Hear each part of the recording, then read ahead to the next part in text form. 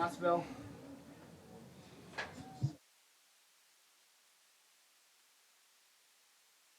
We're definitely close enough together.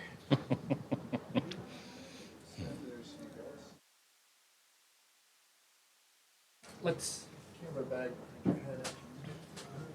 The curtain, it does something that helps us, so we're gonna call. Yeah, I'm cool with that. Okay. So whenever you're ready. Stand by.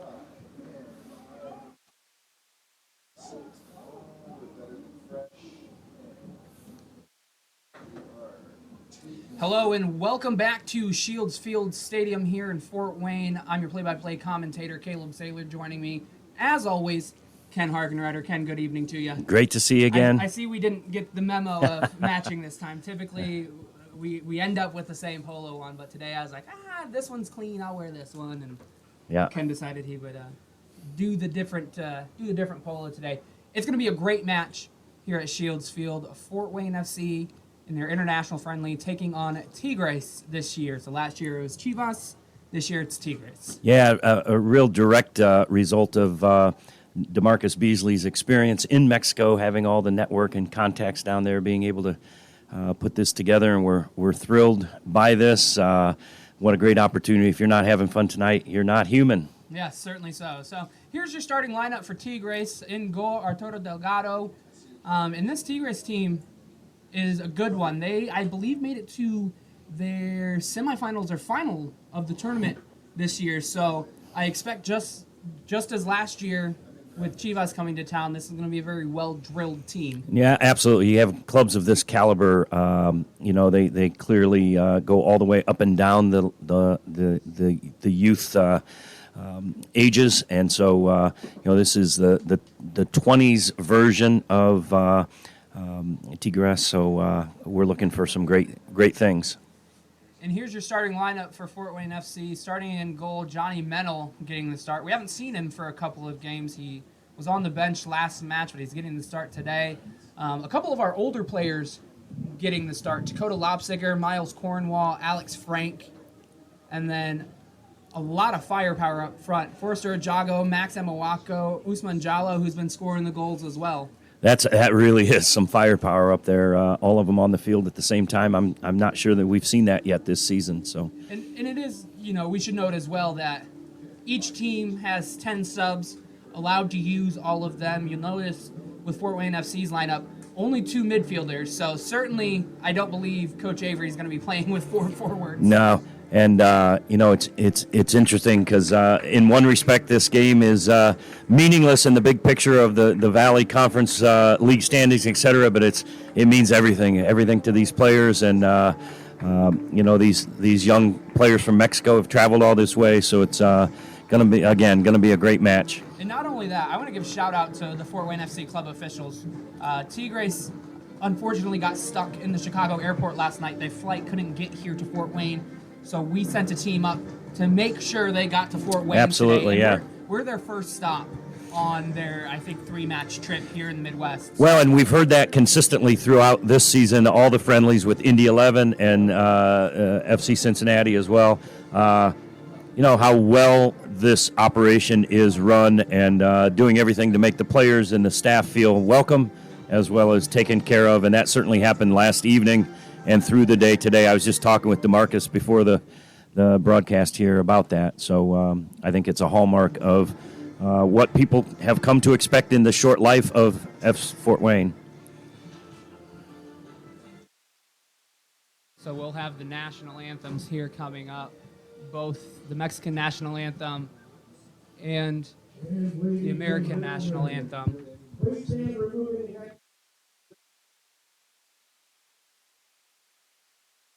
Local resident Edgar Ponce.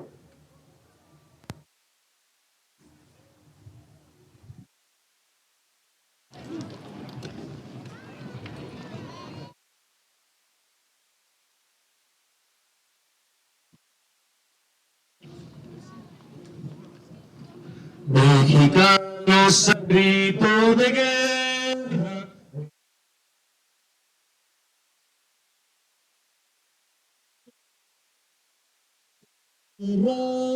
Al sonoro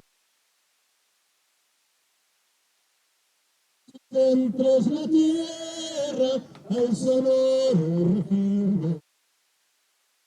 Señor patria, tú eres feliz.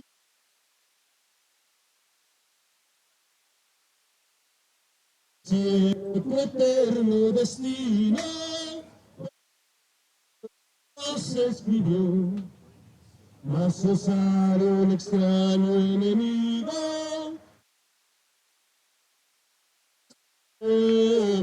Pienso patria querida, soldado caballo que dio, un soldado caballo, el grito de guerra, el acero está bien brillo, y retiembla en sus centros la tierra, al sonoro centros la tierra, al rugir del cañón.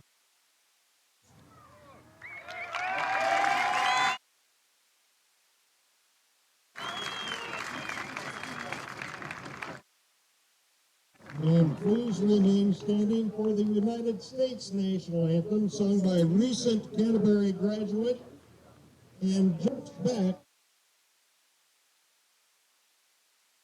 in travel. Annabelle.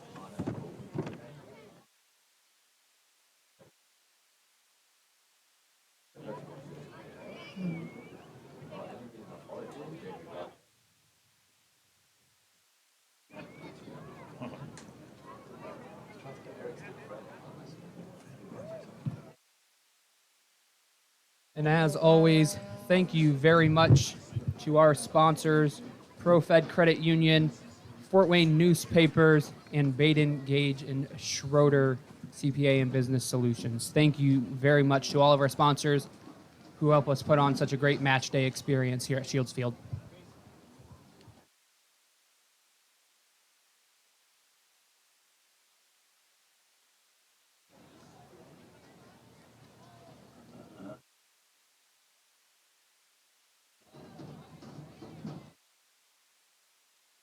And for those of you watching on our live stream, thank you very much for watching.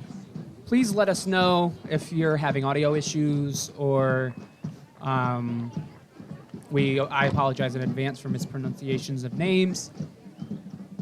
But definitely let us know if there's a widespread problem with audio. We'll definitely try to fix it the best we can. But as we can tell right now, we've got audio, so an improvement from last match. That's always nice to see where you're coming from, joining us here in Fort Wayne.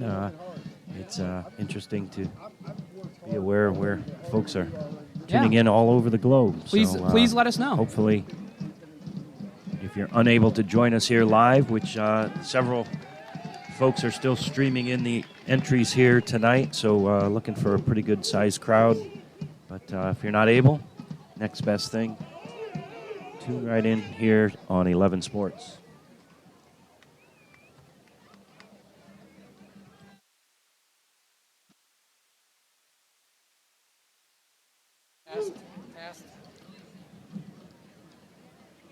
And Fort Wayne's wearing the blue kits tonight. Tigres in their iconic golden yellow kits.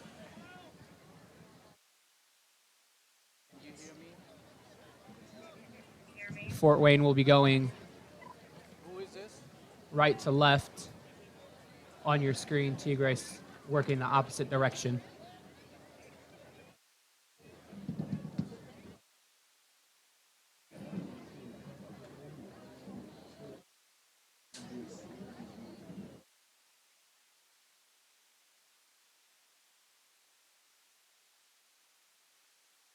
Yeah, and unlike last year where Fort Wayne FC played what we would call a lot of their reserve players, this year not electing to do so. They're coming out swinging. Really the only players who you might expect to start that aren't tonight is Reed Sproat and Will Harris, which they've gotten a lot of matches in during league play recently. So and still several to come as well, Caleb. I think that's a note well taken. Coach Avery probably looking further down the road and keeping the value of those players being well rested. So. Here's Jallo, quick down the field. The cross in, goes out for a corner here in the opening minute. I'm anxious to see what Ousmane Jallo brings tonight. He's had several really nice matches earlier in the year, but still, I think, looking to break into that main starting lineup as we play those important league games. And so good indication there already in the first run down the field that he's ready to play. So here's the delivery from Anaya. Adedonkun able to get up. Jallo with the header, but not really on goal. Delgado able to collect it for Tigres. And just one more thought with Ousmane Jallo there, kind of in a position with very little to lose and a lot to gain, coming out and showing well here tonight against a quality side. So.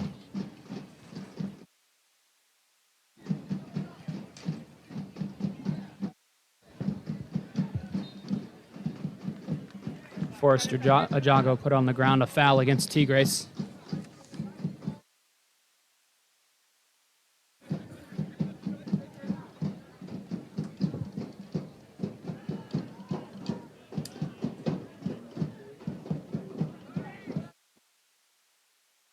Ball over the top. Adedonkun not able to get on the end of it. It's a throw-in for Tigres. And it looks like Tigres are lining up in sort of a 4-1-3-2, whereas Fort Wayne, most of the season, and at least it looks like tonight, lining up in a 4-3-3. So both teams definitely going for it tonight. They're not lacking in attacking options. There's Stevens. Tigres doing well to put Fort Wayne under pressure. Yeah, they're putting that pressure on very high up in their attacking third. So Long throw finds Anaya at his feet. Here's Adedonkun. Able to switch it out to Lobsiger. Here's Bloom. Over to Stevens. Stevens put under pressure again, but does well to find the feet of Emawako.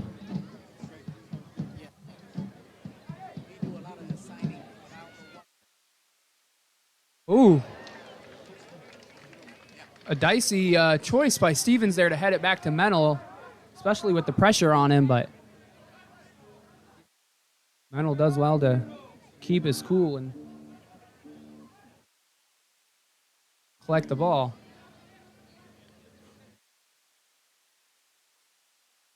And that's something we'll be looking for Fort Wayne FC.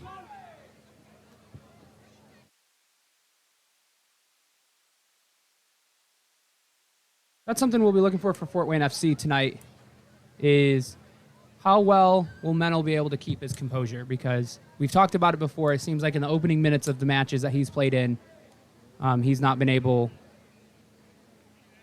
to, he just gets a little nervous, it seems like, and it takes him quite a bit to work into the match.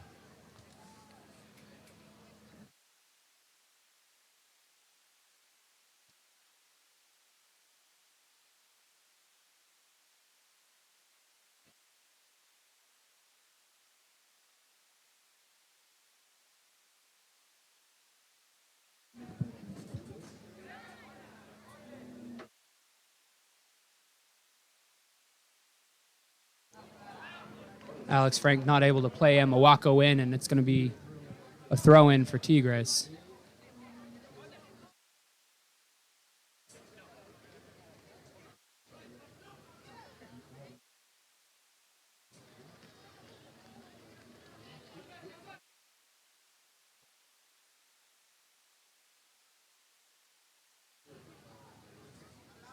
Donkin with a heavy first touch, but able to bring it down for Lobsiger. Jallo not able to shield off his defender, and Tigres are on the ball again. I believe this is Flores on the ball.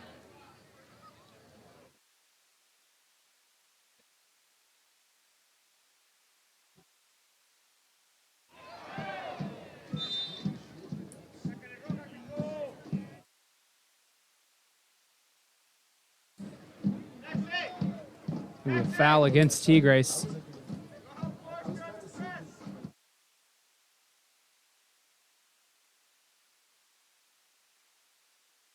Beto Anaya going to be the one to deliver.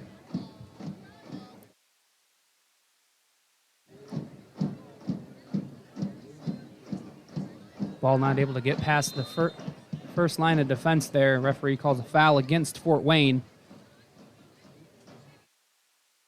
It's going to be a throw-in or a free kick.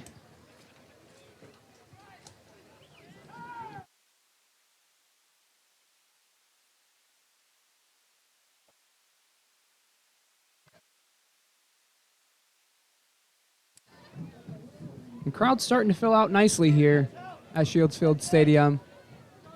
I think it's safe to say this is the biggest crowd we've had so far this year. Yeah, and they've opened the stands on the far side, but not maybe unexpected that no one choosing to stare into the setting sun thus far. Fierro tries to play the ball over the top to Lara, and it's going to be a throw-in for Fort Wayne. Yeah, I don't disagree with you, Ken. It's really not fun to sit on that side of the field until maybe 10 minutes to the end of the match when you've got a shadow long enough to cover those bleachers.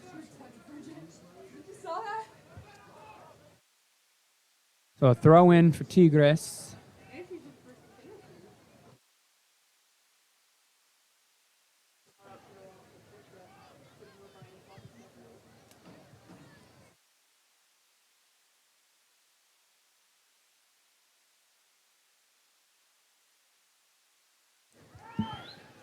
Fort Wayne, likewise, pressuring pretty high up on the field into the attacking third at the Tigres end. Remains to be seen if that's a good tactical choice by either side.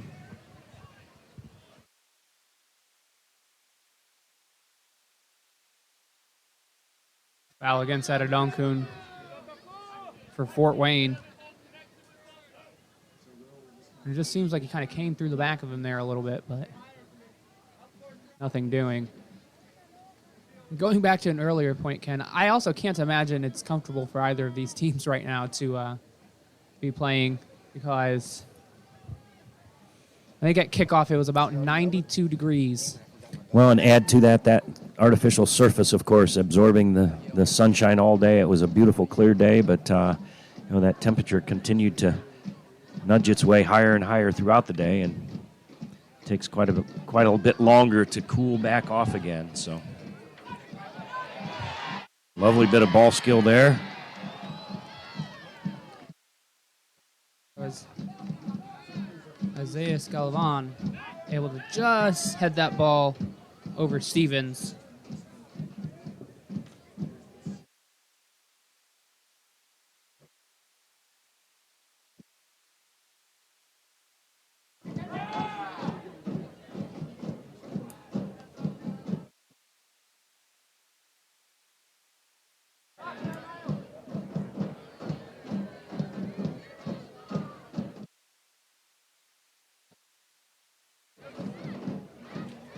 Leipziger able to maintain possession under Really heavy actually. pressure, very heavy pressure, and still with it. Credit to Leipziger there to maintain his composure. Certainly not an easy thing to do when you've got 3 men on you. So throw in for Tigres.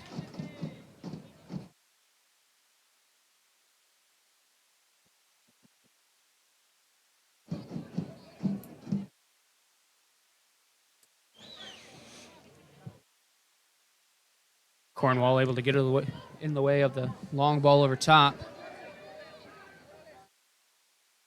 Metal comes out and collects. Ronstead Stevens did well there to just see Galvan off enough for Metal to come off his line, but it seemed like Metal took just a split second longer than maybe he should have to decide that he was going to be the one to come off. Yeah, again, that's those early minute jitters. Ball into Emawako here. Oh, and the goalkeeper does well. Delgado just getting a touch on it with his legs. And it's going to be a corner kick for Fort Wayne here in the 11th minute. And I believe that was Sebastian Fierro that was defending Emawako just enough to push him wide. Yeah, that's something we've seen a lot from Max throughout the season, where he takes that first defender and just really continues to push the space and take advantage of what he's able to gain. And a great opportunity going to goal there. Tigres coming the other way. Little extra from the elbow there. And Emawako receives a yellow card. There was card. that much extra. This is the referee taking control of the match pretty early on, whether warranted or unwarranted. But we have had that issue here in league matches earlier in the season where the referee lets things go a little too long. Yeah, it's a fine balance, that's for sure. That center referee in soccer's awarded an awful lot of jurisdiction and judgment. If he handles it well, keeps the match under control. If not, sometimes things degenerate in a way none of us enjoy. Stevens able to shield off his defender well to give the team a goal kick.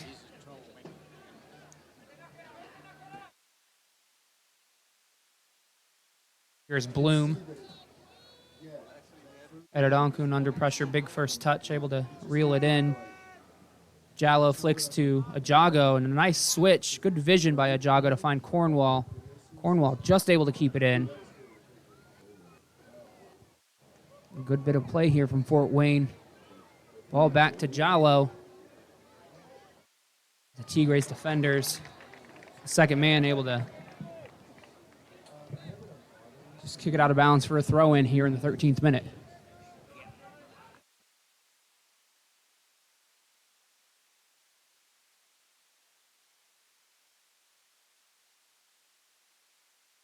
Long throw in from Cornwall, but not able to do much with it. Pretty balanced distribution of play here so far in the first dozen minutes or so, with several balls in front of both goals. Both teams having some opportunity. Both teams pressuring high in the opposing end.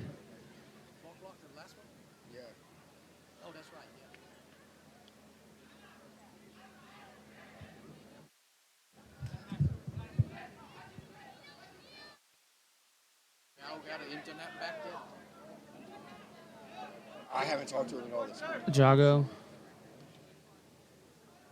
Just putting the man under pressure there. I'm gonna get on tomorrow and start looking at the games. Through ball intercepted by Lobsiger. Tigres continues to press high.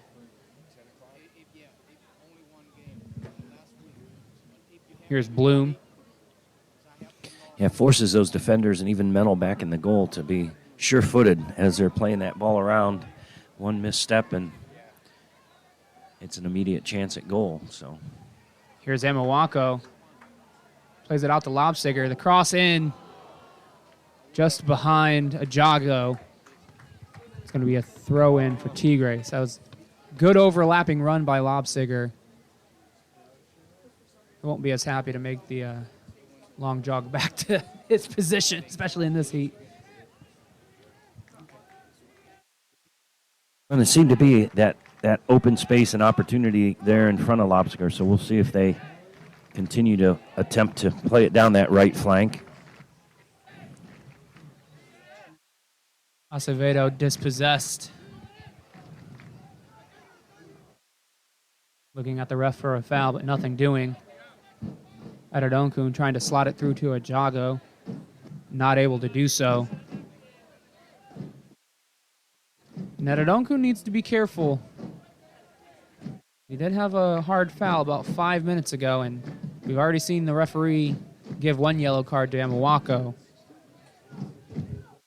So another, perhaps, incident where he clips a player. He might be facing a booking. Foul against Fort Wayne.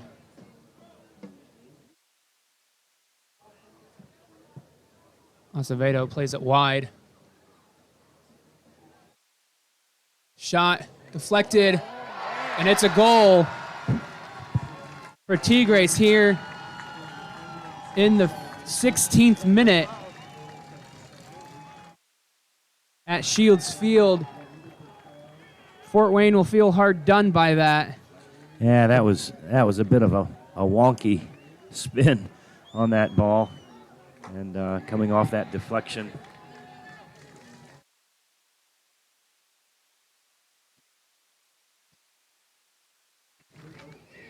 And Mennel is a tall man, but no getting that from him. He's unfortunately got to pick it out of the back of the net.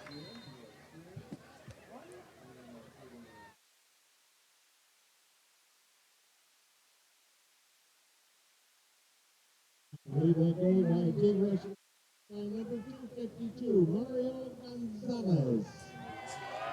That goal being given to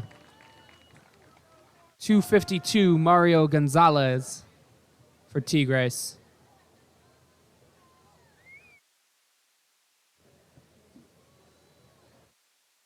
And really, that wasn't even the most impressive attack from Tigres so far, but sometimes it's better to be lucky than good. Well, and I was going to make comment. They had a lot of players forward in the attacking space, but it turns out only the one was necessary. It's going to be a corner kick once again for Fort Wayne.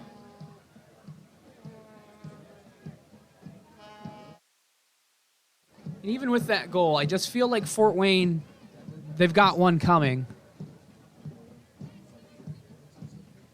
Yeah, I'm not sure I would advocate to make wholesale changes in their tactics or formation and their mentality moving forward. They have created several really good opportunities already, so I think stay the game and, as you say, see if they can grab an equalizer here in short term.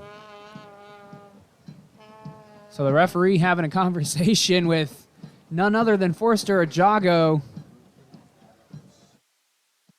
And I believe that was 183 Ordonez for Tigres. Here's the cross. Questionable kick there from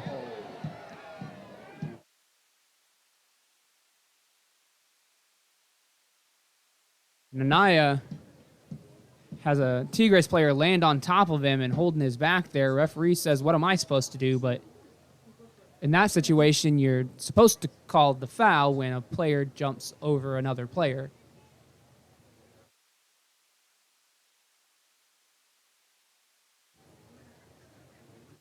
And perhaps Anaya just put his hip out a little bit to try to throw off that Tigres player.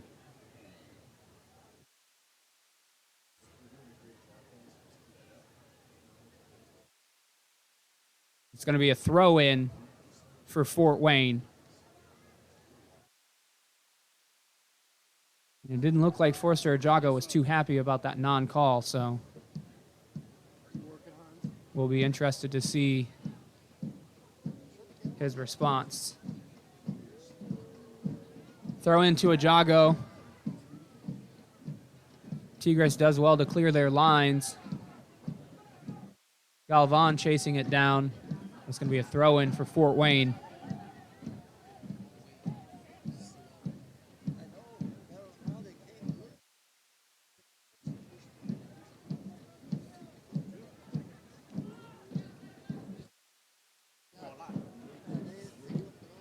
Here's Adedonkun.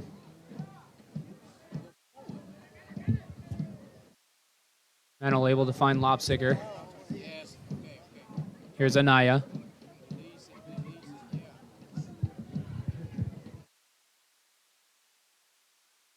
Adedonkun plays a long ball over top, trying to find Jallo. Going to be a throw-in for Tigres, yes, excuse me.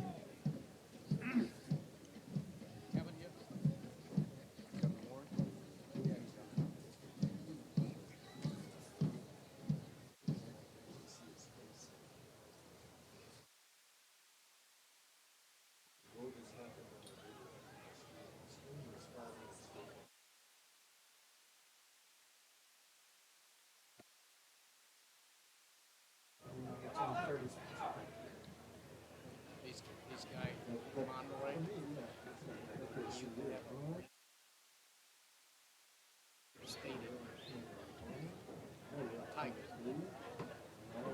Delgado just taking his time, weighing his options.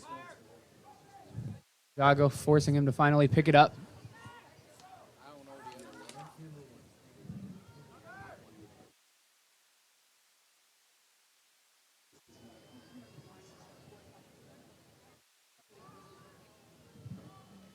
It's going to be a throw-in for Tigres.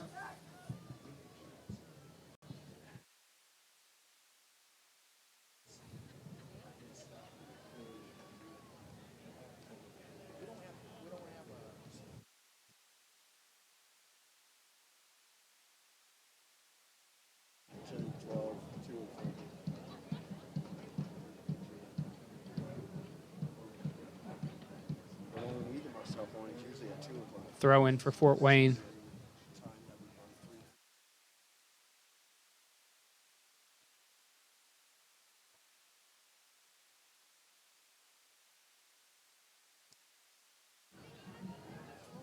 Bloom does well to just put his head on that long ball, play it to Cornwall. Good turn by Amawako. Frank not Just able a to. bit off balance. Yeah, that's unfortunate. That's shaping up to be a nice attack.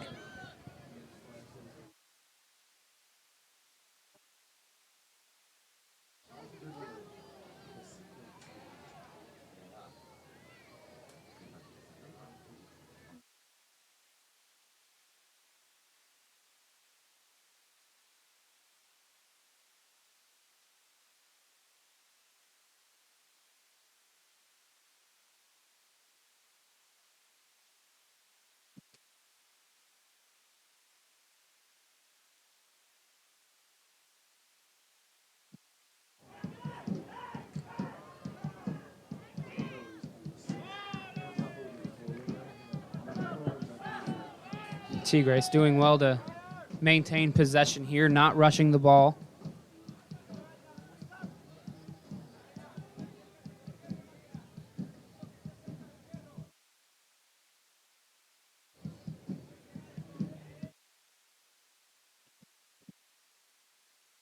I apologize in advance for not calling as many Tigres names as perhaps we anticipated. There's some number discrepancies on the pitch here.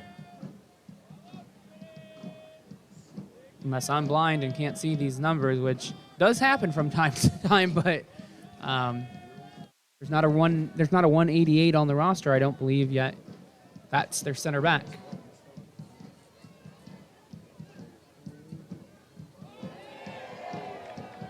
Good bit of skill there by Kanyamar. But the cross goes out for a throw-in. Lobsiger does, or goal kick, excuse me. Lobsiger does well just to shield the Tigres player off.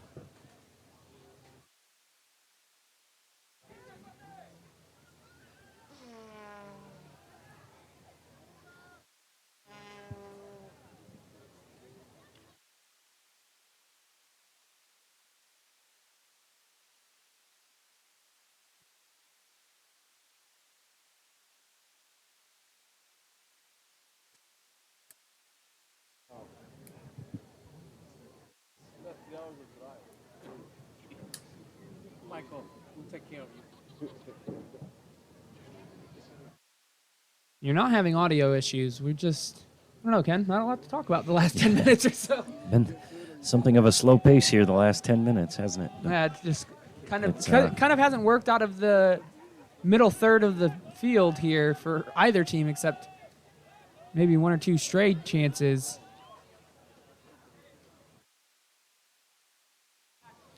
Maybe give us an opportunity to sing the praises of the administrators here at Fort Wayne FC with what they've done this year with these friendlies, right? Each one escalating ever higher, and they have aspirations of bringing high-level soccer here to the Fort Wayne community. But with Indy 11 and Cincinnati and now Tigres, really, really quality sides. And again, it's great for the fan base here, but great to extend that brand association with Fort Wayne FC as well around various places in the state, in the region, and even in the outside the continental U.S. So kudos to them, and again, mostly DeMarcus Beasley and the connections and networks he has as he's played throughout his career. Was very instrumental in both this match and the Cincinnati match. Players that he had direct contact with.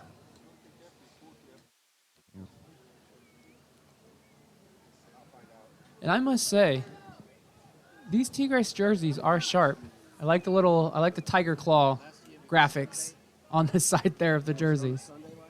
I might have to get me one. Maybe I'll enter the raffle for halftime. There you go. To win the jersey. Walk on down and get yourself some tickets. Cross delivered in.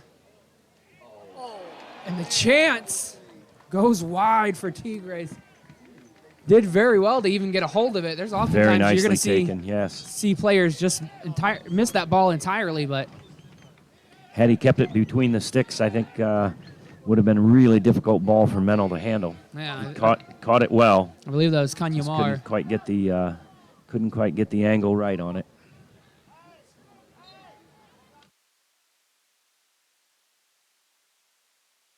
Foul against Tigres.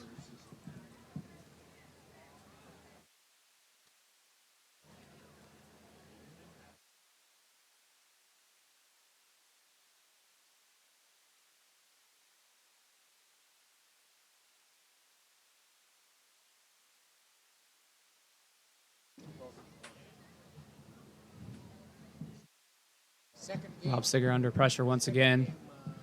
I believe that Acevedo putting him under pressure, forcing him into an error.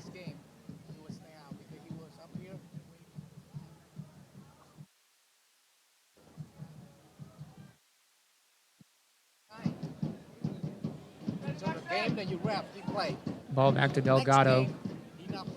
Well over the head of Lara, and it's going to be a throw-in for Fort Wayne here in the 29th minute. And there again, that high pressure, intense pressure up front caused a little bit of a rushed ball to a throw-in. Well in the attacking third, so that's a good result.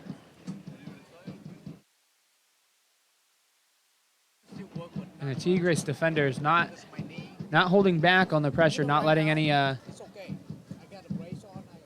free passes get to their feet, or at least not easily anyway. They're on them very tight. I see a bit of pushing and elbowing from Ajago and his defender. Ajago knocks it off the Tigres player for a corner here in the 29th minute. Well, and Caleb, the same motivations for these young players coming from their situations down south of the border that, they're trying to impress the coaching staff and try and get elevated into that next level. And, it's dictated a friendly, but certainly a lot at stake for any individual player here to try and make a name for himself. Yeah, and they have the added benefit as well of having a parent club to watch them. Absolutely. And I believe this is either the second or third team for Tigres. So, like you mentioned, coaches are definitely watching. Ball delivered in, finds it at Adonkun. And most of these players are right at that crucial age, sort of 18, 19, 20 years old, where, time is running short. Obviously not the end of the rope, but, the next year or two in their career is really where they're going to either make it or not. So, Bad pass. Lots to benefit. Falls to the feet of Ajago, and Ajago returns the favor. Tigres are away with it now. And a good attack here coming. Here's Kanyamar. Kanyamar delivers the cross in, not able to find his intended target. Goes Cornwall up does nice job just maintaining a steady pressure there and not letting him get in behind him. And the referee is blown for a water break here at Shields Field in the 30th minute. And I'm questioning why he didn't call a stoppage for potential head injury of Adedonkun on that corner.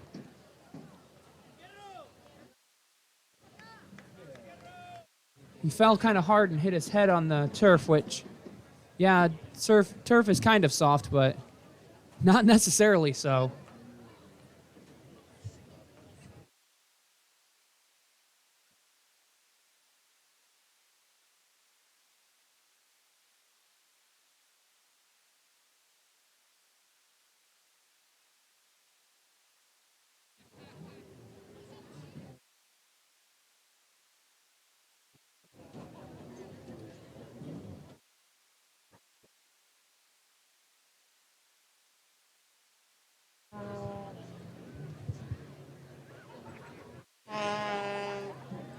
So, little note shared on the chat from Victor Caleb that claiming this is Tigres' second team. And again, looking online, they are referred to as the reserves or the U20 squad and part of the academy, youth academy. So whatever name we use to describe them, certainly they're players who have a future and are really aspiring to make that top roster. So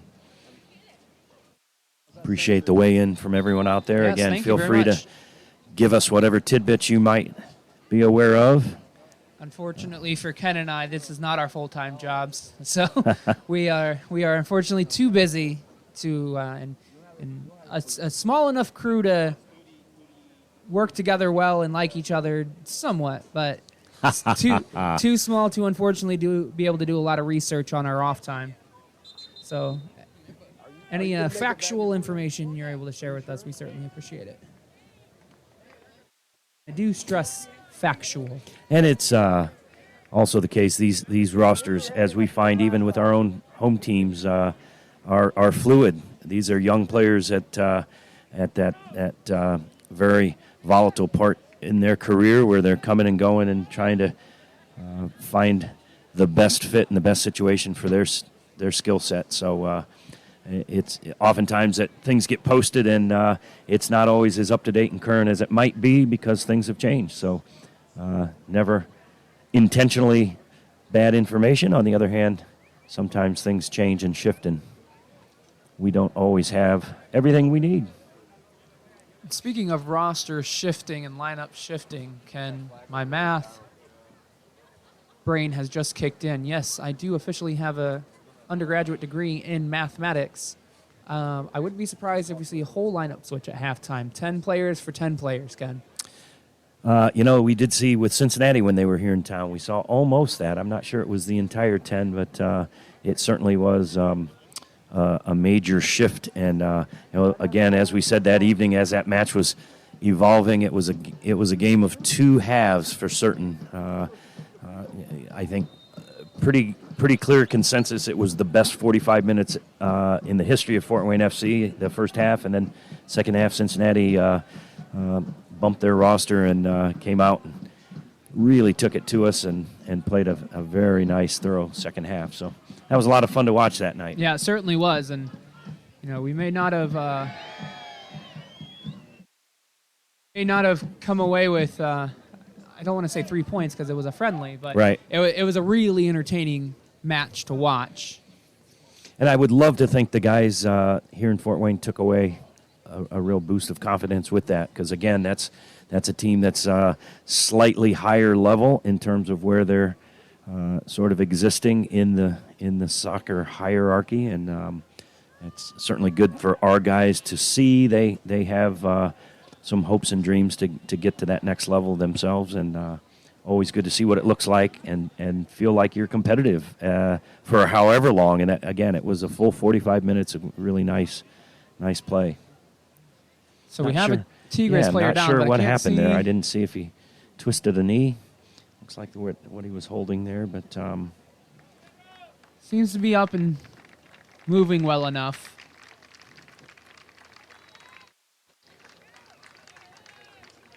And that was 201. Sebastian Fierro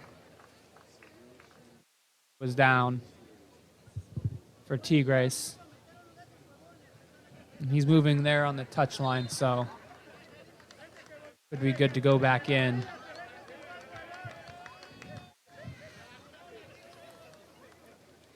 Ball basically immediately given back to Fort Wayne. It's going to be a throw-in here in the 36th minute. it'd be great to see Fort Wayne getting some play back in the attacking zone here. They've been sort of trapped back in their own end. And see if we can't put some pieces together and advance the ball through and into the attack. Stevens does well under pressure to play it to the feet, not lump it forward. His ball working through Frank once again. Nice touch from Cornwall. Just a little bit in front of Jallo. Yep, just a bit too far.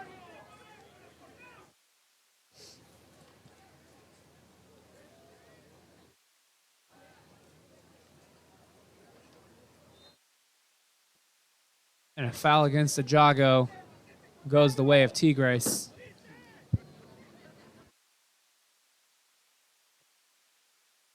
Tigres player making a little bit more out of it than what it actually was.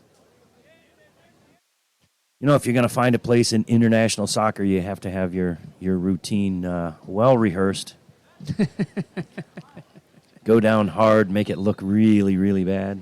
Well, I will say this, and I don't think it's necessarily been the case tonight, but I had mentioned pre-match that I wouldn't be surprised if some of these Tigres players get bodied around a little bit. Mostly because we've got a little bit of an older team. We've got some bigger players, and, obviously with older and taller players tend to be a little stronger. And I definitely think we've had the fouls go against us tonight. Tigres on the break here first. Here's Kanyamar on his left foot. Cornwall does well to get the first tackle in. And Bloom kicks it out of bounds. Tigres on the attack again. Kanyamar delivers the cross. Lobsager overruns the... I think Kanyamara might have been better served releasing that shot a bit more quickly. He took that touch right into the defensive pressure and sort of a detriment to his opportunity to go to goal there. And I believe that was Lara on the second chance that forced Menel into a save. And it's a corner kick for Tigres. in the 39th minute.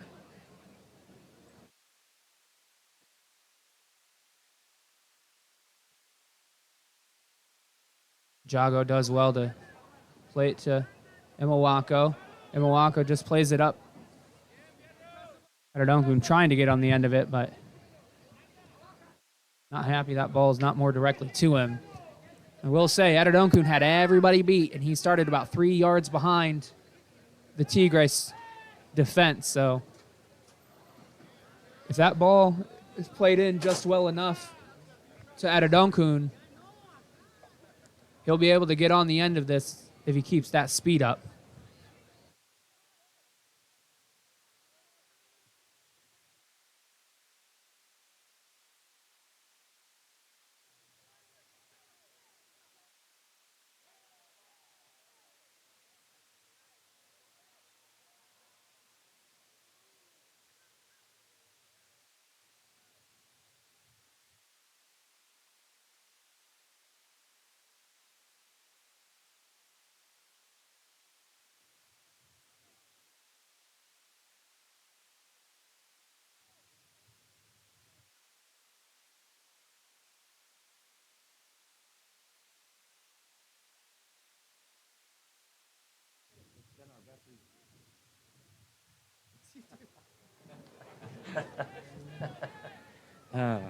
Delgado comes off his line. Clear that ball away.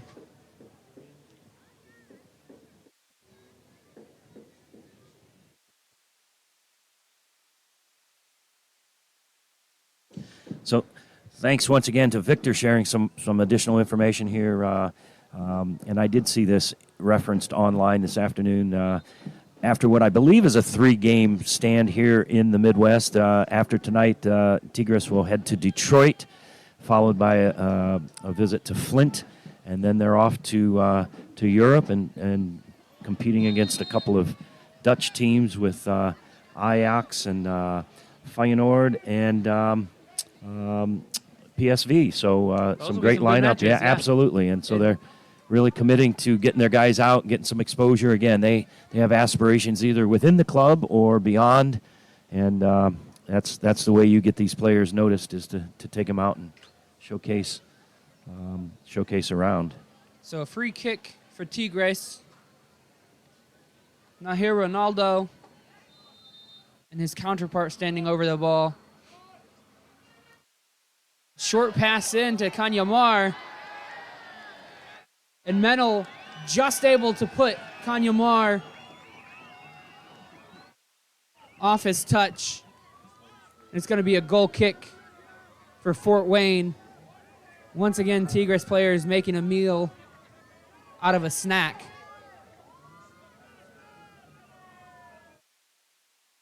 And to your point, Ken, Tigres really taking their players to play in some top quality matches. If there are any clubs in the world that you want your youth team to be playing, it's Ajax. Here's Imawako once again. Imawako does well. And Delgado just able to sit on it. That was a good ball through. Imawako able to get on the end of it and able to beat his defender, but not able to put it through the legs of Delgado. Did really well with that. Some nice little close touches, a little off balance, pulled the ball back, set himself up very nicely. Delgado just able to do whatever it takes. Caleb as a goalkeeper, sometimes it's whatever it takes, sitting on the ball or otherwise. Sitting on it, a soccer ball to the face, whatever it is.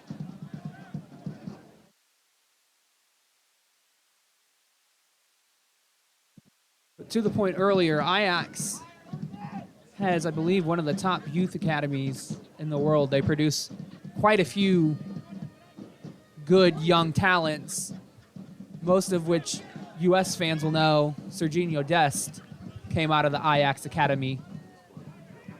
And now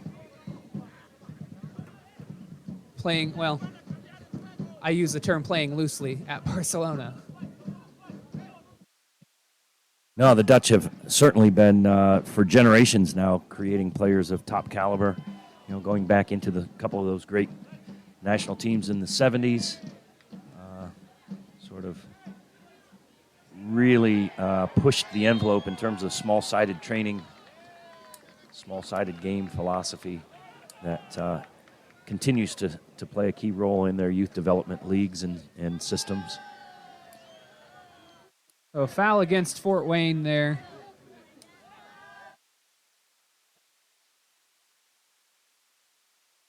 Seems like the crowd's a little more lively after that Amoako opportunity.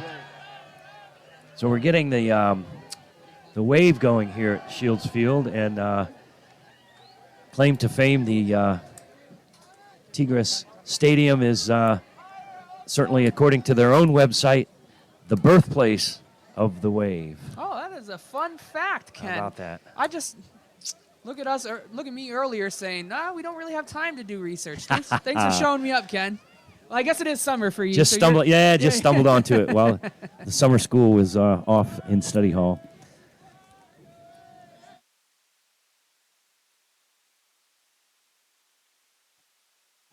Beautiful facility, built in the early 80s, I believe 86 is, if memory serves, 86 was when the Good ball over top by wave, Anaya. and reproduced here in 2022, 36 years later. Cross Using your delivered math into degree. Milwaukee, comes to Cornwall.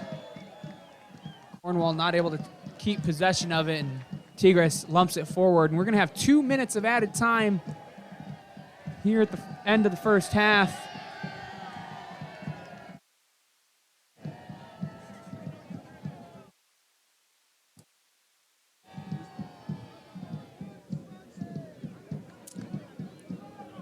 Fort Wayne. Flag bearer for Fort Wayne FC down along the front row of bleachers, trying to compete with Forster Asiago when he was on the side for the last 2 matches.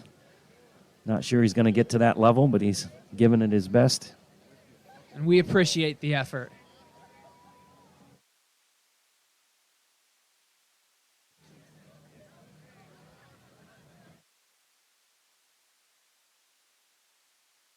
Kanyamara able to keep that in.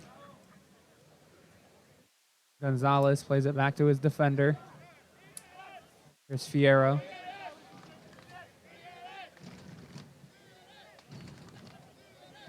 Fierro to Ordonez. Good movement by the Tigres player to pull Lopsiger A lot out of space, position. yeah, a lot of space along that left flank. Ball back to Kanyamara again. Ronaldo finds his teammate. Shot right to Menel.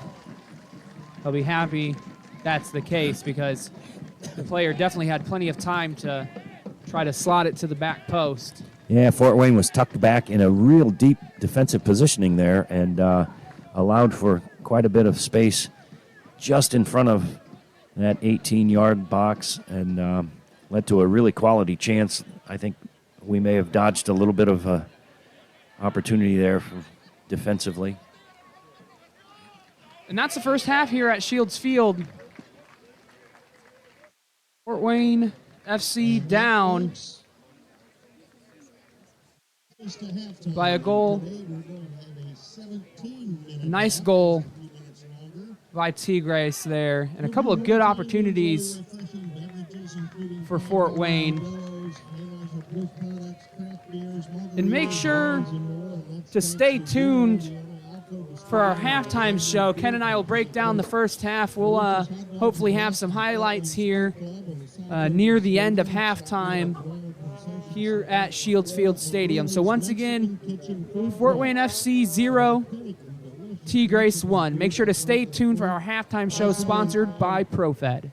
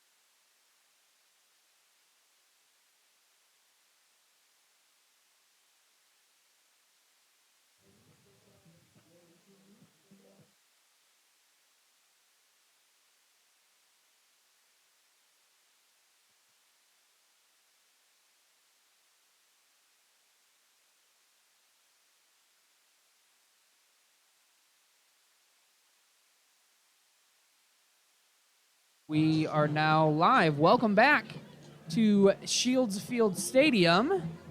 If you missed it earlier, I'm your play-by-play commentator, Caleb Saylor. This is Ken Harkenrider sitting right next to me.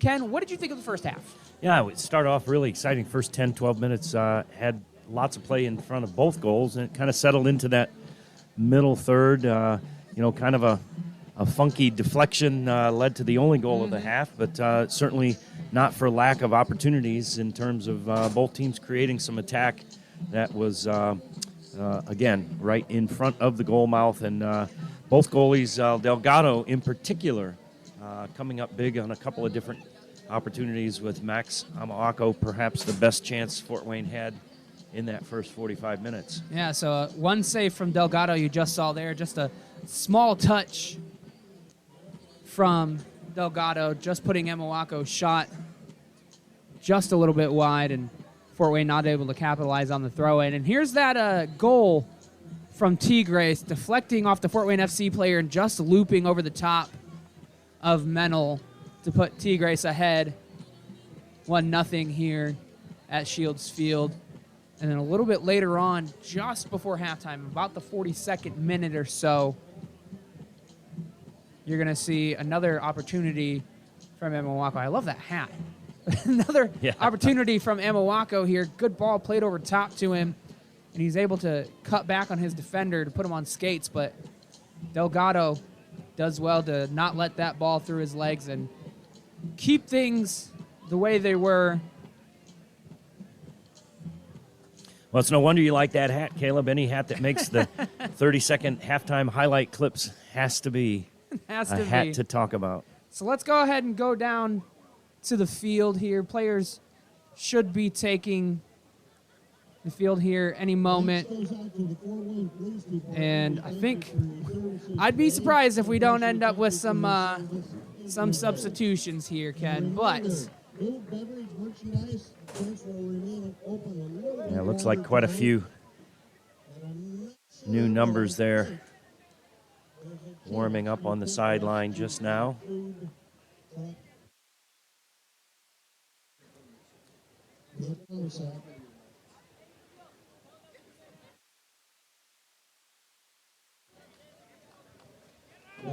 And for Fort Wayne, at least, no substitutes. So that's good for us. Tigres, not so sure. I'm seeing a lot of familiar numbers, and a little bit easier to see in the shade as well. So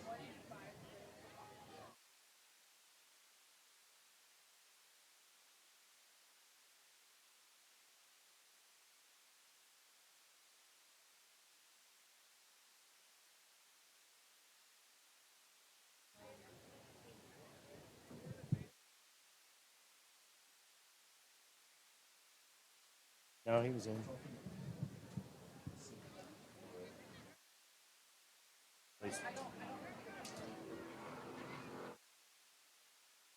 So we're being told there are a couple Tigres substitutes, although we don't receive the information of who comes in as the substitute.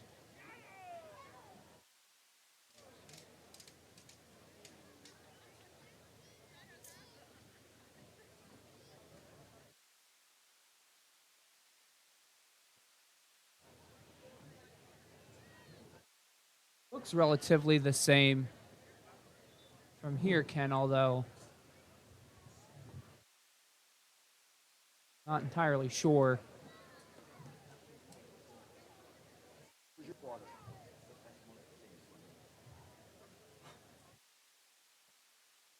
Is when they'll be going?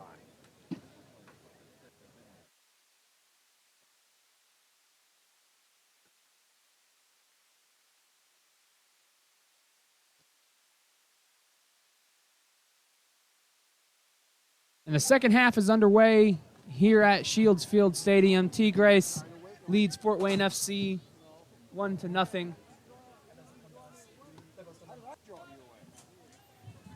If you're just joining us, Tigres wearing the yellow kits, Fort Wayne wearing the blue.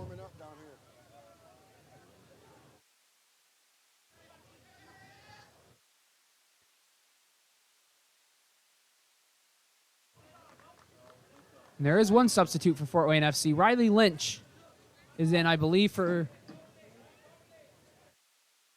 Well, I thought I had it figured out. I'm Alco. For Michael Ededonkun.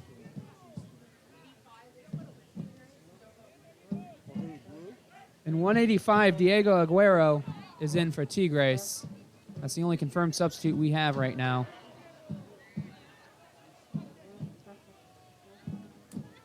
Jago dispossessed there, and Tigres are coming away with it.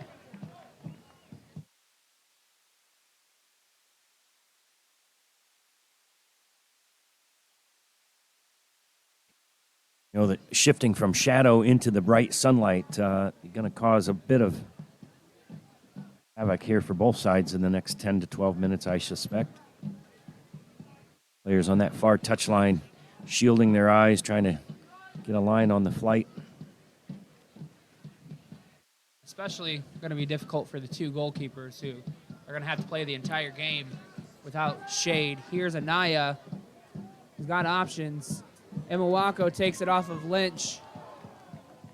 Lynch not too happy about it, but Emawako puts it into the side netting. And Emawako probably had the better option there.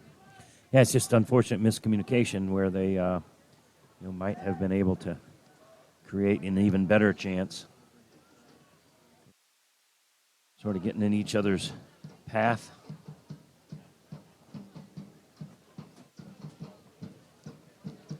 Lynch plays a good ball to Anaya. Anaya, the shot is wide.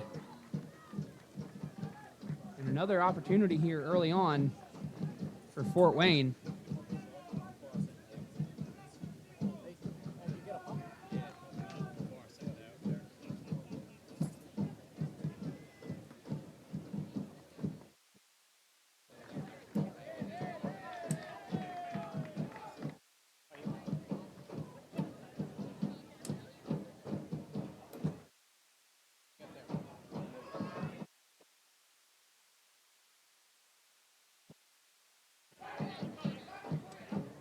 Throw in for Tigres here on the near side.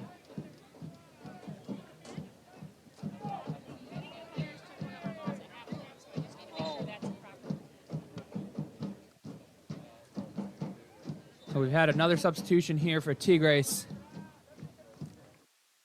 Coming off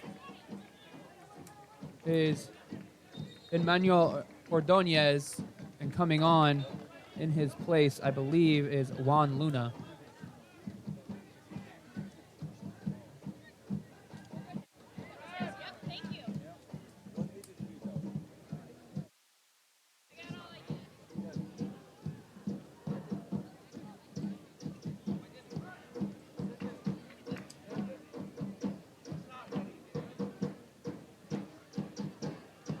Tigres doing well to maintain possession here, playing it all the way back to their goalkeeper.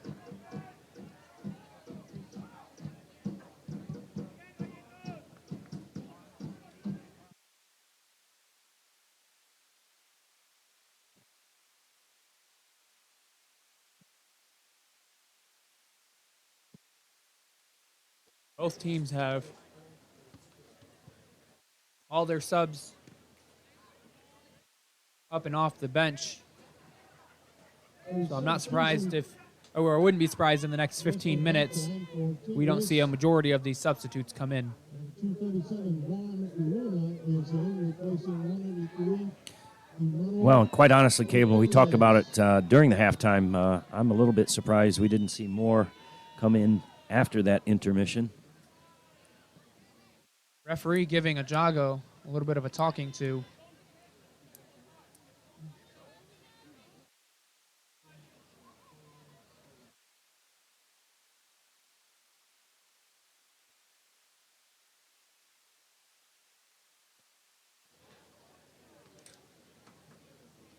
I didn't quite see what was happening there, Ken. I think my face was in my hot dog. When you work in the news industry, you don't get to eat all that often, so try to take advantage of it when I can.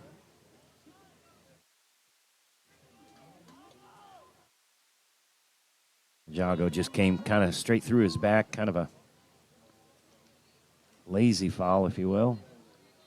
Not really necessary, not really having a play at the ball. Yeah, and I just saw it on my replay, and it didn't look like there was too much in it, but Again, nonetheless. just pretty obvious, just coming right through his back, and I think the referee somewhat compelled to blow his whistle when that happens.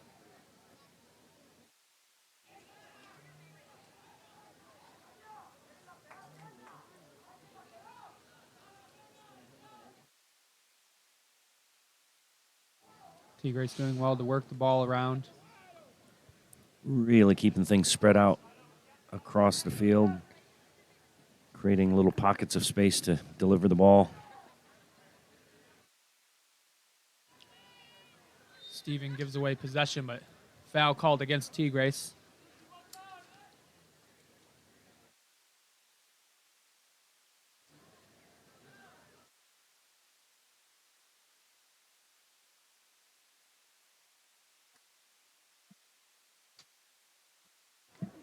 Here's Frank out to Lobsiger.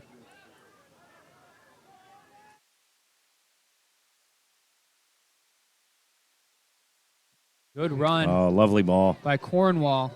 Cornwall turns on his jets. He's able to get up to the end of it, but the second hop delivers an awkward cross to Emawako, but Fort Wayne's still on it. Here's Lobsiger. Cross in, delivered in a dangerous spot, and Cornwall buries it for Fort Wayne FC. And deservedly so. Miles Cornwall doing most of the journeyman's labor there on that attack and ends up being able to cash the check at the end of the week. And that was a good effort by Emawako to just stay on that cross. He could have just as easily given up on it. But it resulted in a goal here at Shields Field, and Fort Wayne FC level things up. Run. Some the credit. 53rd minute. Some credit goes to Lobsinger as well for that little misdirection, taking both defenders away from the ball, giving him a chance to deliver that crossover. Wonderfully finished by Miles Cornwall. It was such a dangerous cross in by Lobsiger as well. It's almost surprising how it got through so many defenders, but regardless, it does, and Fort Wayne able to level things up.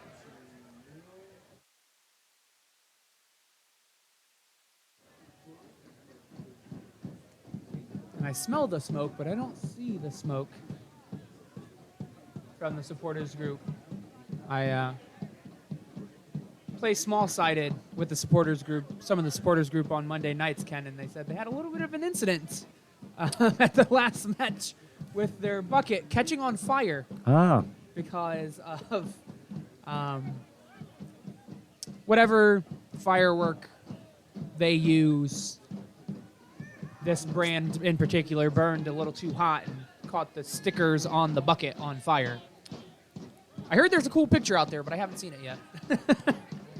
Either way, Fort Wayne FC, the supporters group through Rivers Regiment, want to keep it safe, so I'm not surprised they're not letting the smoke fly tonight, or maybe at least being extra cautious about it.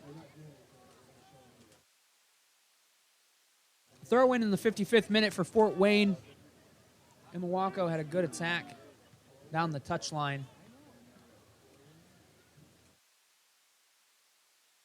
If you're just joining us once again, I'm play-by-play commentator Caleb Saylor with Ken Harkenreiter providing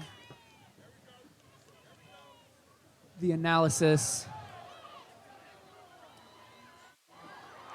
Naya does well to come up with the ball, but a little bit of a scramble. Here's Emawako, left-footed shot. Goes well wide of the goal. A little bit of a scramble there for both teams, but Fort Wayne able to make something happen, or at least come away with a shot.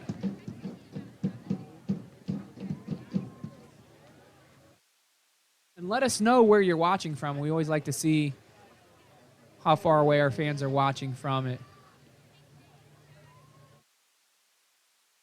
just lets us know how inform how maybe we can do our job a little bit better. And let us know as well if you're having audio issues or technical issues that we can try to remedy. Obviously, if you're having audio issues, you're not hearing me say this, but just let us know. We want to try to make the best viewing experience as we possibly can.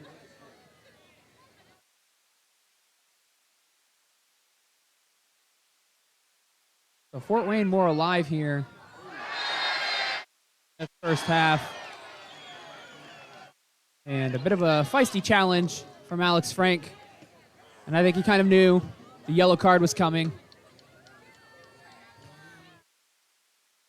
Good, solid, strong a tackle from Frenchie there. Honestly, That's a CONCACAF tackle if I've ever seen one. thinking probably looked a little worse than it really was, but no question it was good, hard.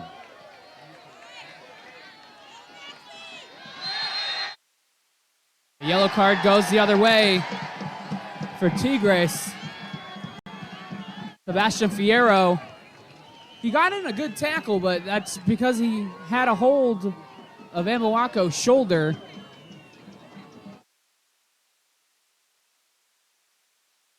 The free kick for Fort Wayne.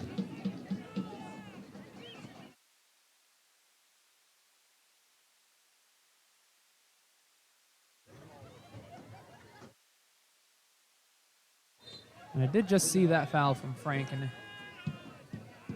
it did kind of look bad, but not sure how bad it actually was. So Fort Wayne starting to feel themselves a little bit here. Some good play. Jago just gives the ball away, but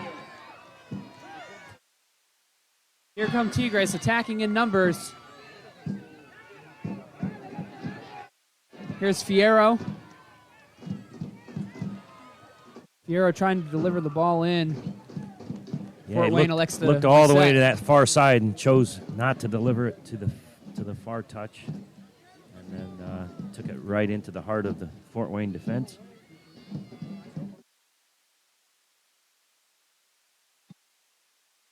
And a yellow card delivered to the Tigres player.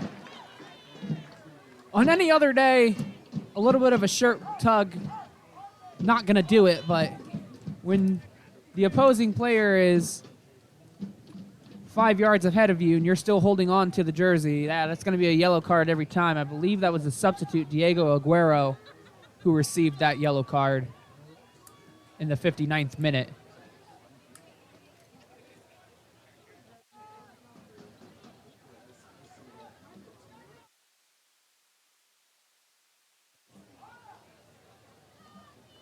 Ball over the top finds Jallo. Jallo down to Lynch.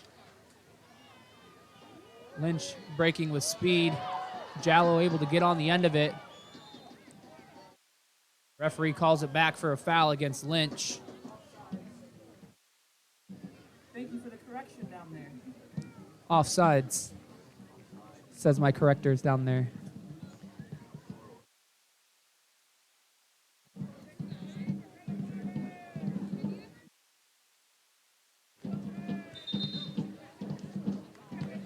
And we've got some substitutes coming in for Fort Wayne.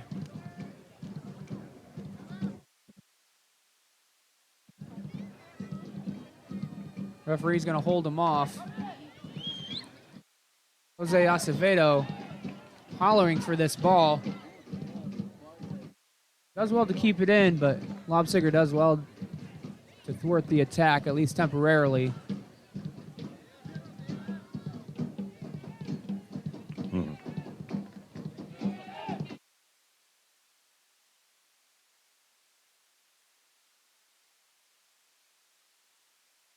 There's Luna. Luna trying to play Acevedo in, but he's not able to control it.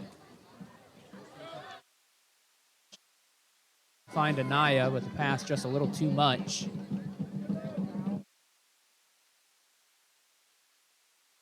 Looks like the ball is going to roll all the way back to Mental, and it does. Not in a rush right now.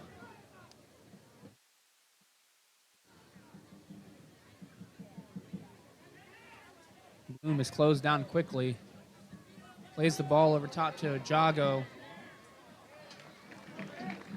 And the Tigres defender.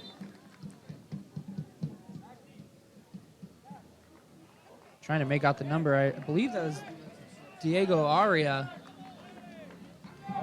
Able to kick it out. So the substitutes for Fort Wayne. Nkosi Graham is on for Max Emawako. And I'm not sure I see the substitute for who's and Forster Ajago. His night is done. In his place is Victor Claudel. And if you're a Tigres fan out there, there's a high probability I'm not reading all of these names, but if they haven't played yet and they're on the roster, they're coming in. A yellow card is going to be given to Garrett Bloom. Garrett Bloom pulling back the Tigres attacker, Steve Acevedo. Right in front of the host of substitutions as well. Kind of a dangerous neighborhood to be behaving in such a fashion. I've kind of lost count of probably a deck of 52 cards Yeah, at this having point, been displayed here tonight by the center official. At this point, it's starting to pile up for both teams, that's for certain. So we've got a complete swap here at Shields Field of Tigres now at this point. So I can confidently tell you, Zahir Garcia, Luis Ruiz, Manuel Aguilar, Jesus Mendez, Bernardo Parra, Rodrigo Ramos, Isaac Galvan, Diego Aria are the 8 remaining substitutes that are in. And while there is no position, goalkeeper is Zahir Garcia. So we're back underway here at Shields Field, 63rd minute, Fort Wayne FC 1, Tigres 1. Both teams not letting up, and the fans are starting to get into it.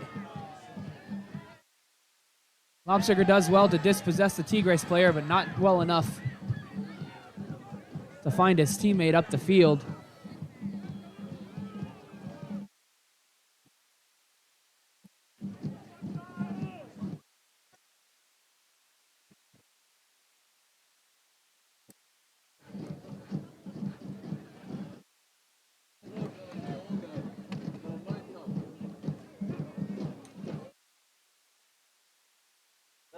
That's all in, that's all out.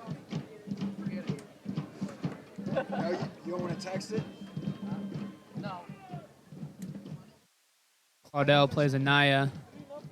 Anaya able to gain back his first touch. And he does not retain possession. I was going to say something different there, but Fort Wayne back on the ball. Here's Claudel. Wayne calling for a handball. Referee says nothing doing, but the ball's back to him. Here's Frank. Tigres doing well to pressure any man on the ball instantly, forcing Fort Wayne into some trickier situations down here in the attack. Certainly no free opportunities being given to Fort Wayne FC. No, the high work rate from those Fort Wayne FC attacking players, again, leading to change of possession on both sides. High pressure, knocking the ball loose, gathered up, going to be knocked loose again. Aria, the Later. sole Tigres defender, up, pressing Fort Wayne FC back line and goalkeeper, but Fort Wayne doing well to not rush things and make smart choices. There's the commentator's curse. Ronstadt plays it right back to Tigres.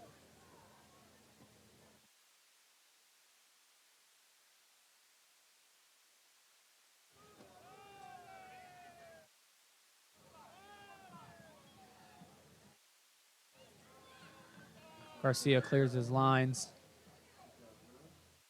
Tigres wins the second ball.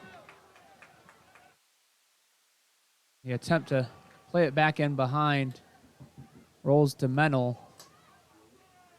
Good idea, just not executed accurately enough to lead to a chance at goal.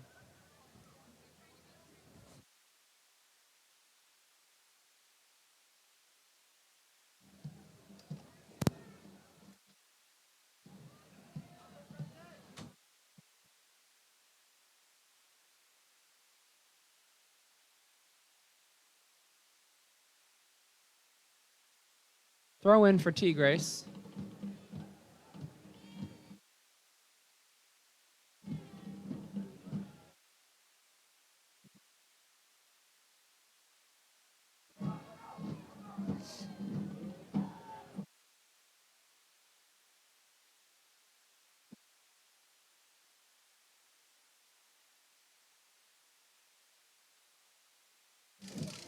Kosi Graham steps in front of the defender, but is dispossessed, not able to settle that ball enough to get a shot away, and the Tigres defender does very well to put out that fire. Kosi Graham, he'll be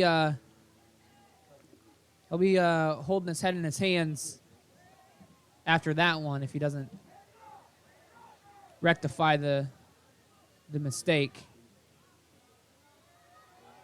You often find that the player responsible for the fire is highly motivated to put that fire out, and that was certainly the case with the Tigres player there.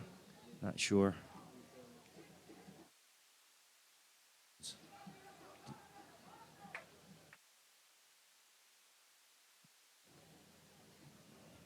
So I do stand corrected. There is one remaining player for Tigres, 193.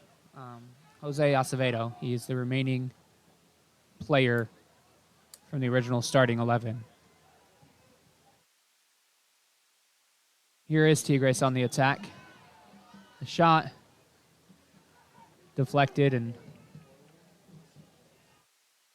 gets to Mennel innocently enough.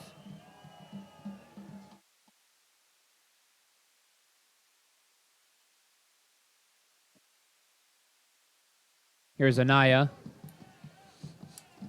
Out to Jallo. To Cornwall.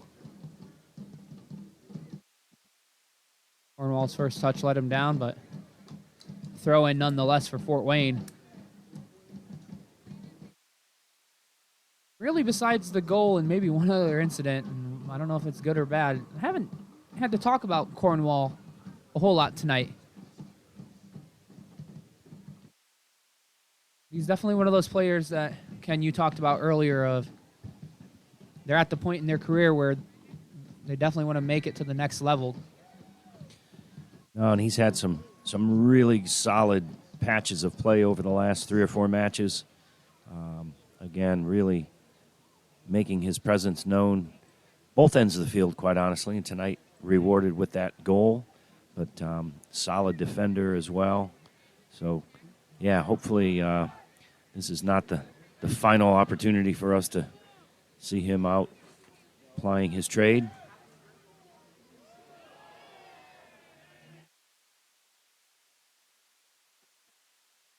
Lobsiger trying something tricky there, but not able to get that pass off. But Kosi Graham finds Lynch. Lynch able to use his body well to keep possession of the ball. Lobsiger trying to thread it through, and not quite. It's a tight needle to thread.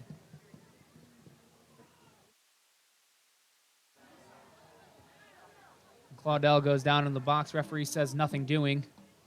Yeah, I'm not sure why that wasn't a whistle. He clearly obstructed his path toward the ball, but play on was the call, so play on we do.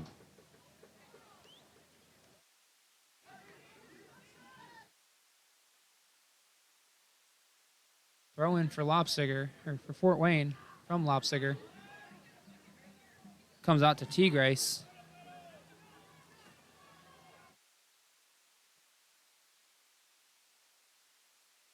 Cornwall plays it back. Acevedo,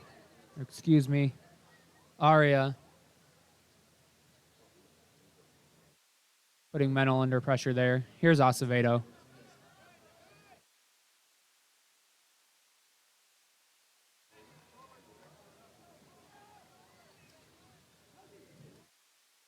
Graham threads a pass to Anaya. And a foul against Tigres.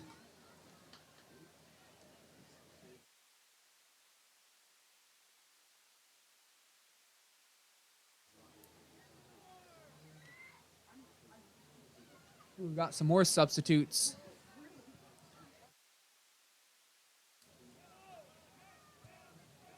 Coming in for both teams. I'm not sure if this is the same 200 coming in for Tigres or a different 200, but on our roster, 200 is Luis Canyamar. And I believe that he pointed to Jose Acevedo, but referee hasn't confirmed anything yet. And Fort Wayne actually has 3 subs lined up. Riku Moriyasu, Abbas Ajibade, and Geni Kenyane. Ball over top. Garcia able to collect it easily enough.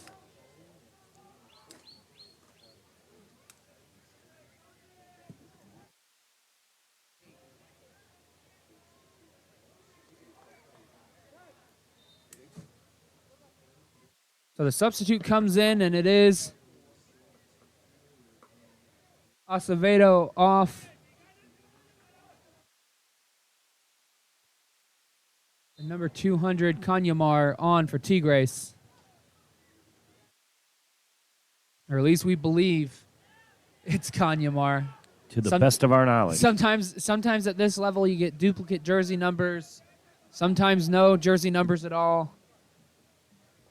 So you just gotta kind of do your best to fill in the blanks there, as pun intended.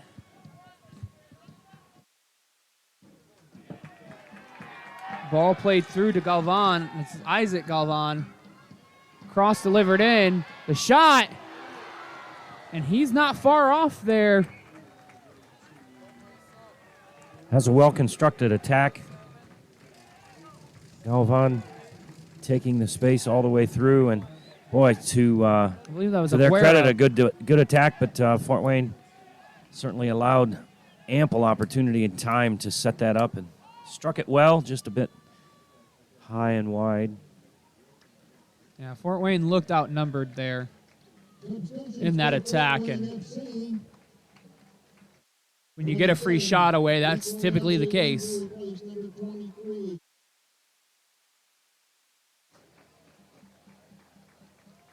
Number 31, Geni Kenyane, in to replace number 10, Hector Anaya. So the 3 substitute for Fort Wayne are on. Riku Moriyasu, Abbas Ajibade, and Geni Kenyane are on. Alex Frank is off. Beto Anaya is off. And Usman Jallo are off for Fort Wayne. And we also have a sub for Tigres. Number 2, Panama in to replace 193, Jose Acevedo.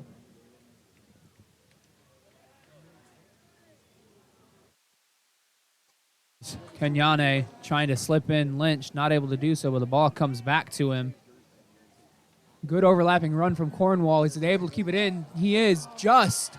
But Fort Wayne not able to get on the end of it. Jabade wins the ball back for Fort Wayne. Here's Kenyane. Just out of the reach of Lobsiger. Just a couple of balls slightly off target.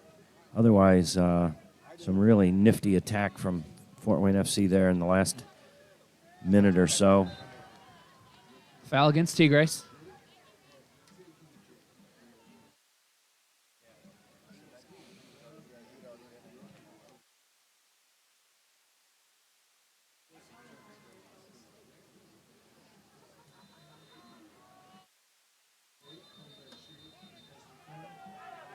We got a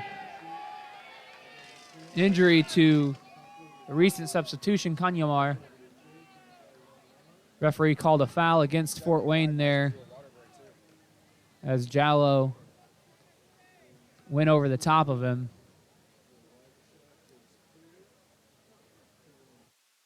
The referee calling Cornwall. for... Mhm. What did I say? Jallo, he's on the side. My bad. Miles Cornwall with the foul. Referee, I can certainly tell you, has called for a water break here at Shields Field. 77th minute. It sounds like the Speed Racers are coming out to play, Ken. Everybody wants to be heard. Fort Wayne FC, the hottest ticket in town. We're stealing that tagline. You don't hear race cars at Comets games, Ken.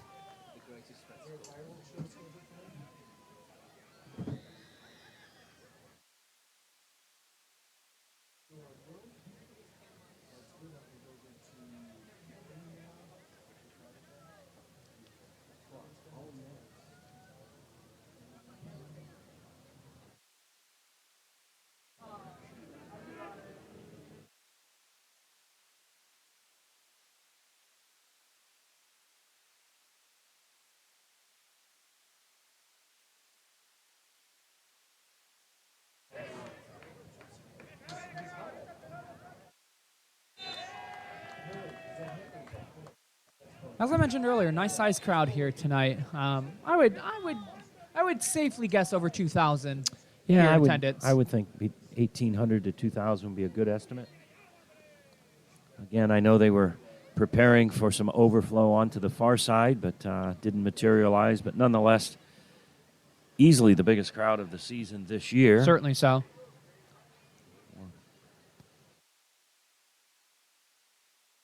I know been a bit of frustration from the front office at Fort Wayne FC for the number of midweek games on the schedule this year, kind of putting some obstacles in place for people coming out. Certainly the Chivas game last year was on a Friday evening.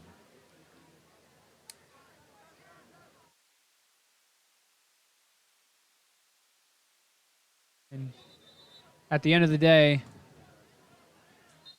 doesn't matter to the player whether it's going to be a Tuesday night, a Friday night, a Sunday morning. You play the players in front of you, and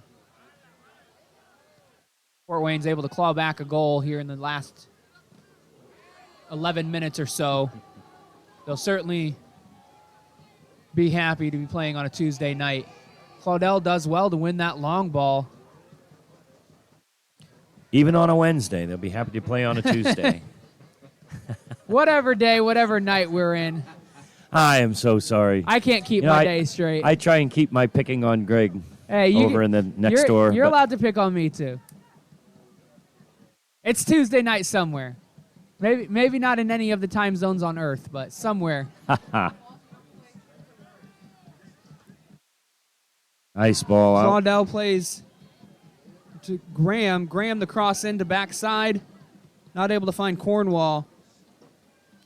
And Claudel not happy. He got a little bit of a grab from a Tigres player there in a not so pleasant area. The referee didn't see it there. So no foul called.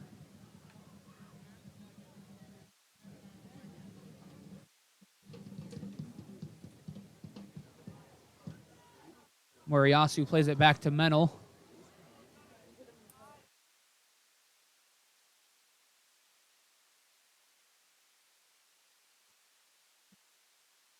Kenyanye out to Moriyasu.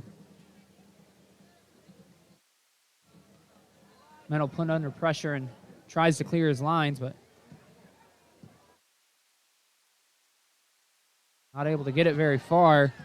Causing some difficulties for the back line of Fort Wayne. Fortunate that that ball just out of the reach. Rolls into touch.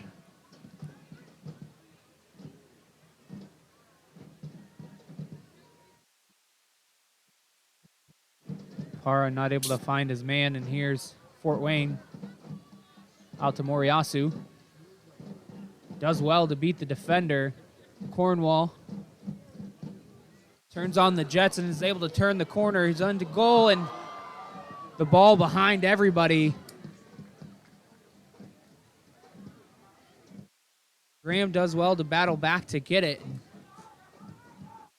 Good opportunity wasted by Fort Wayne there. Lovely ball from Miles Cornwall. Certainly every former attacking player drooling and salivating over that ball floating straight across the penalty spot.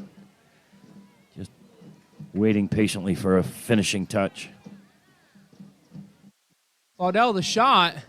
Not a bad idea. Might as well. Ball deflects out to you. Cornwall wasn't able to get the shot off. Why not try something, maybe catch the goalkeeper off guard, see what happens.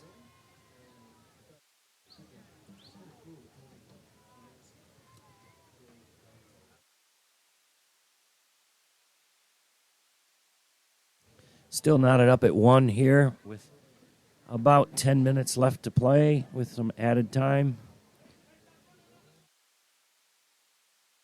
I mean, certainly some good opportunities here in the last couple of minutes. See if they can't continue to push forward. Get pay dirt. And I don't see that they've taken their training tops on, so I'm not sure we're going to see Sproat or Harris get any minutes tonight. Not that they need it. They've been playing a lot of minutes recently, as you mentioned, Ken. Well, with quite a few still ahead. Yep. In the next week to 10 days. And so far, the Fort Wayne back line has been serviceable. Here's Lynch. Lynch tangled up with the Tigres player. Yeah, I have to appreciate Lynch's energy and enthusiasm there. Not sure he had a well-thought-through plan. And a yellow card delivered to Tigres. A bit of pushing and shoving from the Tigres player. Moriyasu not happy about it. I can't quite read the number from here as to who received the card, but Fort Wayne getting a free kick in a dangerous spot.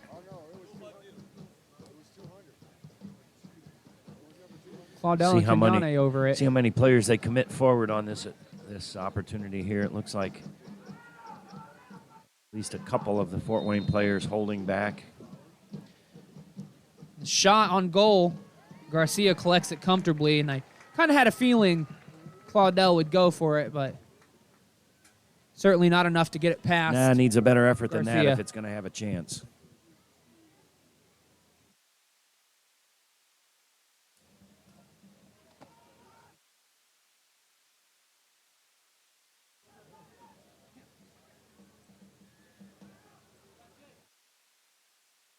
Foul called against Lopsiger.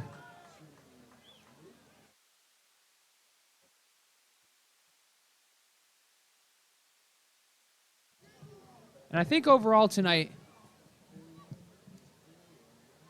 at this point in the game, it's a friendly, but Coach Avery will be happy with the result. Or I should say the performance of his team.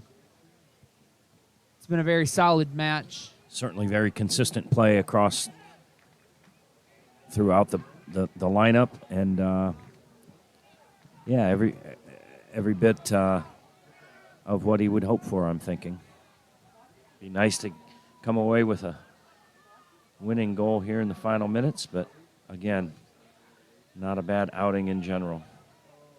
Kenyane and Ajibade doing well to link up in midfield, play it out to Moriyasu. Here he is now. Doesn't have a whole lot of help. He's eventually dispossessed, but only so far as Ajibade. Here's Lopsiger. Out to Graham. And a good tackle by Juan Luna. Gives Fort Wayne a throw-in. Nobody paying attention to Lopsiger. Lopsiger trying to play it quickly, and it's going to be a goal kick for Tigres.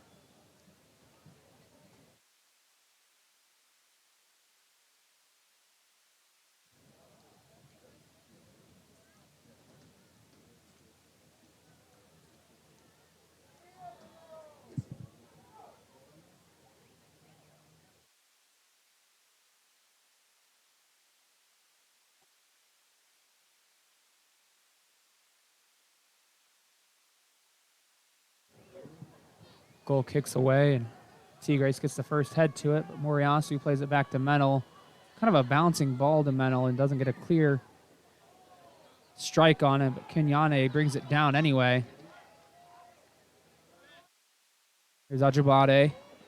Moriyasu hustling to try to keep that ball in and just rolls out of bounds.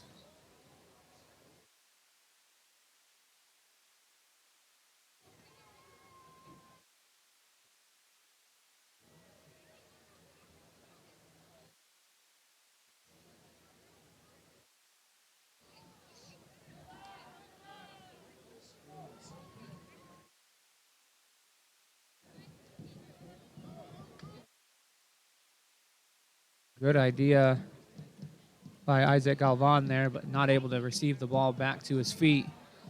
The Tigres not done in the attack yet. Here's Galvan again. Good overlapping run from Luna, and Luna not able to get into the attack well enough. Kenyane does well to deliver a good tackle.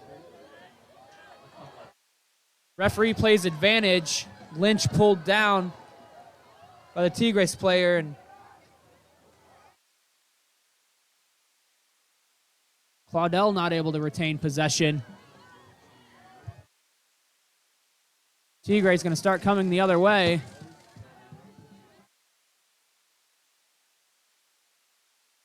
And I wonder if the referee is going to come back to the Tigres player to deliver a yellow card in the next stoppage. At this point, kind of seems like a moot point to do so. 88th minute, already played the advantage, and the advantage well gone. Here's Graham. A little bit of a slip, but able to keep possession. The cross off the football uprights. It's going to be a goal kick for Tigres. And the referee does not identify the Tigres player who committed the foul against Riley Lynch.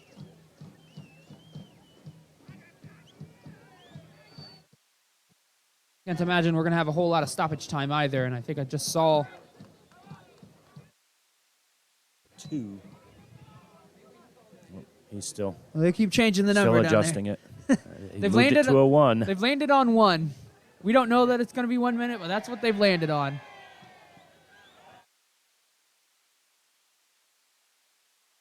So foul against Garrett Bloom, but Garrett Bloom is receiving some stretches from Ajibade.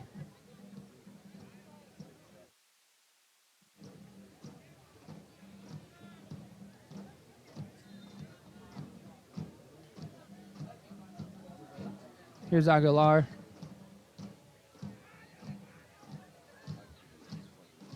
Despite falling over, Tigres still able to retain possession. Good bit of play here. Yeah, some nice quick touches there, but can't retain possession enough to get it into the dangerous area. Luna going to deliver the throw to an unmarked Rodrigo Ramos, but Fort Wayne able to come away with it, at least temporarily, to Give it right back sort again. the danger. Yeah.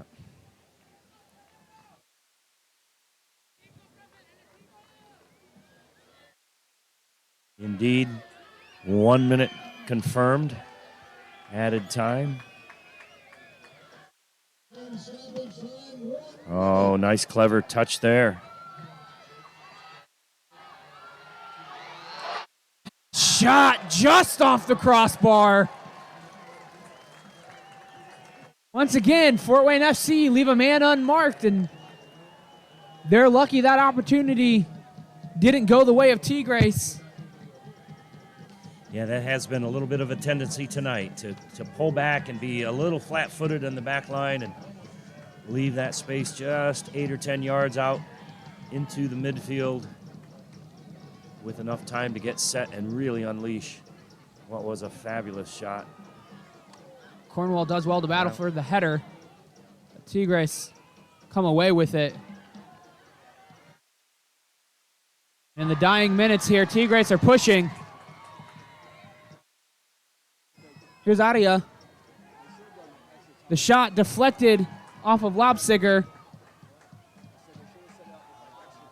Graham does well to stop Luna temporarily, but Tigres still going here. Yeah, And a the little referee- bit of life here in the last minutes, but just not enough minutes to take advantage of taking that ball into the back of the net. So that's how we're going to finish here tonight. A goal apiece. Absolutely wonderful. We appreciate Tigres being here. And guess what, folks? At the end of the match, there will be autograph sessions at each end of the stadium. And a fantastic match between both sides. As it always seems to be the case, friendly only in name. Quite a few yellow cards handed out tonight. But a hard-fought match by either team. Excuse me, both teams. Yeah, I think both coaching staff will be satisfied with what they saw from their respective sides tonight. A lot of energy, a lot of attacking mentality, a lot of good play. And I think Entertaining game to watch. people who perhaps haven't come out to see a Fort Wayne FC match before, maybe Tigres was the draw for them to come out. I think they got a good sample of what Fort Wayne FC's been about this season, and hopefully drawing in more fans in the next couple of home matches. And speaking of, right on cue, our next home match at Shields Field Stadium is actually July 2nd at 7 p.m. versus rivals South Bend Lions. Ken, I haven't checked the table recently, but the last I knew, Fort Wayne was on top by 1 point. That's as far as I am aware as well, and certainly South Bend is one of those three teams, Kings Hammer being the third, that all sort of oscillating in and out of the top spot in the Valley Conference. So crucial match on Saturday, July 2nd for the Fort Wayne FC, and really by that point going to be close enough to the end to have an impact on what those final standings are going to look like. So Certainly so. So once again, here at Shields Field Stadium, I'm play-by-play commentator Caleb Saylor. Ken, as always, it's been a pleasure. until the next time.